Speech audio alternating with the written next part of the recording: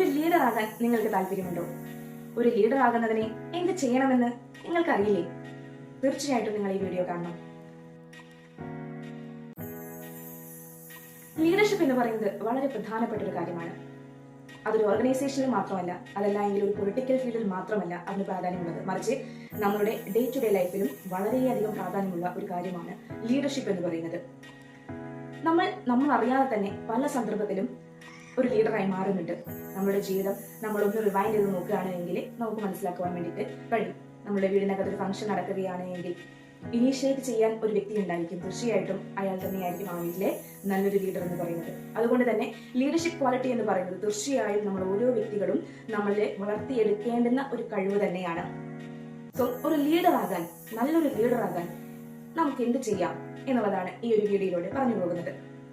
നമുക്ക് നല്ലൊരു ലീഡർ ആകുന്നതിന് വേണ്ടിയിട്ട് 2 പ്രധാനപ്പെട്ട ടെക്നിക്സുകളാണ് ഉപയോഗിക്കേണ്ടത്. ഒന്ന്, സീക്ക് ഫോർ ഓപ്പർച്യൂണിറ്റീസ്. അവസരങ്ങൾ ഒരിക്കലും നമ്മളെ തേടി വരില്ല, നമ്മളാണ് അവസരങ്ങൾ കണ്ടെത്തേണ്ടത്. സോ കിട്ടുന്ന അവസരങ്ങൾ മാക്സിമം യൂട്ടിലൈസ് ചെയ്യുക എന്നുള്ളതാണ് ഏറ്റവും പ്രധാനമായി ഒരു ലീഡർ ആകാൻ ആഗ്രഹിക്കുന്ന വ്യക്തി ചെയ്യേണ്ടത്. അവസരങ്ങൾ എന്ന് പറയുന്നത് എന്തുമാകാം. നമ്മുടെ ജോലി സ്ഥലത്തുണ്ടാകുന്ന എന്തെങ്കിലും ഒരു പരിപാടി ആയിരിക്കാം, ഒരു പൊളിറ്റിക്കൽ ഫീൽഡിലാണെങ്കിൽ അവിടെ നടക്കുന്ന ഒരു പ്രോഗ്രാം ആയിരിക്കാം, എന്തുമായിക്കൊള്ളട്ടെ. അതെല്ലാം തന്നെ അത് നമ്മൾക്ക് ലീഡറാകാനുള്ള ഒരു അവസരമാണ് എന്ന് റിയലൈസ് ചെയ്തുകൊണ്ട് നമ്മൾ പ്രവർത്തിക്കേണ്ടതുണ്ട്. അതായത് നമ്മളിലെ ലീഡർഷിപ്പ് ക്വാളിറ്റി എന്ന് പറയുന്നത് മറ്റുള്ളവർക്ക് ബോധ്യപ്പെട്ടാൽ മാത്രമാണ് നമ്മൾ നല്ലൊരു ലീഡറായിട്ട് മാറുന്നത്. സോ അതിനു വേണ്ടിയിട്ട് ഒരു പ്രോഗ്രാം ഉണ്ടാകുന്ന സമയത്ത് നമ്മൾ മുന്നിൽ നിന്നുകൊണ്ട് തന്നെ പ്രവർത്തിക്കുക. അത് ഏറ്റവും പ്രധാനമായി നമ്മൾ ചെയ്യേണ്ടുന്ന ഒരു കാര്യം എന്ന് പറയുന്നത് show your interest through words and body languages. നമ്മളുടെ വാക്കുകളിലും നമ്മളുടെ ബോഡി ലാംഗ്വേജസിലും നമ്മളുടെ ഇൻട്രസ്റ്റ് നമ്മൾ കാണിക്കുക എന്നുള്ളതാണ്. അത് കാണിക്കുമ്പോൾ തന്നെ ആളുകൾക്ക് മനസ്സിലാക്കാൻ വേണ്ടി കഴിയും, യെസ്, ഇയാൾക്ക് ഈ ഒരു പ്രോഗ്രാം നടത്തുന്നതിന് വളരെയധികം ഇൻട്രസ്റ്റ് ഉണ്ട്, സോ ഇതിന്റെ ചുമതല നമുക്ക് അവർക്ക് തന്നെ ഏൽപ്പിക്കാം എന്ന് തോന്നും. അപ്പൊ ഏറ്റവും ആദ്യം നമ്മൾ ചെയ്യേണ്ടത് ഒരു പ്രോഗ്രാം നടക്കുന്ന സമയത്ത് ആ പ്രോഗ്രാമിലുള്ള ഇൻട്രസ്റ്റ്, നമ്മളുടെ ഇൻട്രസ്റ്റ് മറ്റുള്ളവരെ കാണിക്കുക എന്നുള്ളതാണ്.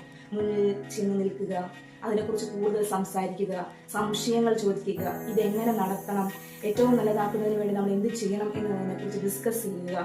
നമ്മുടെ ബോഡി ലാംഗ്വേജ് വളരെ അട്രാക്റ്റീവായിട്ട്, വളരെ ക്യൂരിയസ് ആയിട്ട് നമ്മളിങ്ങനെ ശ്രദ്ധിച്ച് കേട്ട് നിൽക്കുക. ഇതെല്ലാം ചെയ്യുമ്പോൾ തന്നെ മറ്റുള്ളവർക്ക് മനസ്സിലാക്കാൻ വേണ്ടി കഴിയും, യെസ്, നമുക്കതിനുള്ളൊരു താല്പര്യമുണ്ട്, നമുക്കതിനൊരു ഇൻട്രസ്റ്റ് ഉണ്ട് എന്ന് മനസ്സിലാക്കാൻ വേണ്ടി കഴിയും. സോ ഏറ്റവും ആദ്യം നമ്മൾ ചെയ്യേണ്ടുന്ന ഒരു കാര്യം എന്ന് പറയുന്നത് നമ്മളുടെ ഓപ്പർച്യൂണിറ്റീസുകൾ, നമുക്ക് കിട്ടുന്ന അവസരങ്ങൾ ഉപയോഗപ്പെടുത്തുക എന്നുള്ളതാണ്. രണ്ടാമത്തെ ടെക്നിക്കാണ് speak out. Speak out your ideas, opinions and suggestions. നമുക്ക് ഒരുപാട് ഐഡിയാസുകൾ ഉണ്ടായിരിക്കും, നമുക്ക് ഒരുപാട് ഒപ്പീനിയൻസ് ഉണ്ടായിരിക്കും, നമുക്ക് ഒരുപാട് സജഷൻസ് ഉണ്ടായിരിക്കും. ഇതെല്ലാം നമ്മുടെ മനസ്സിൽ തന്നെ ഇരിക്കുകയാണെങ്കിൽ ആരും അറിയാൻ പോകുന്നില്ല. സോ നമ്മൾക്ക് ഉള്ള ഐഡിയാസുകൾ, നമ്മുടെ ആശയങ്ങൾ, നമ്മുടെ അഭിപ്രായങ്ങൾ, നമ്മുടെ നിർദ്ദേശങ്ങൾ പറയേണ്ടുന്നിടത്ത് കൃത്യമായി പറയുക എന്നുള്ളതാണ്.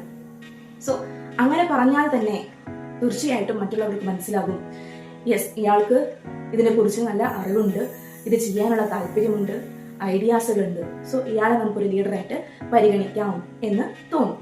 സോ നമ്മൾ ചെയ്യേണ്ടുന്ന രണ്ടാമത്തെ പ്രധാനപ്പെട്ട കാര്യം എന്ന് പറയുന്നത് നമ്മൾ സംസാരിക്കുക, നമ്മൾ നന്നായിട്ട് കമ്മ്യൂണിക്കേറ്റ് ചെയ്യുക, നമ്മുടെ ഐഡിയാസുകൾ, ഒപ്പീനിയൻസുകൾ, സജഷൻസുകൾ എന്നുള്ളതാണ്. അത് കൃത്യമായി പറയണം.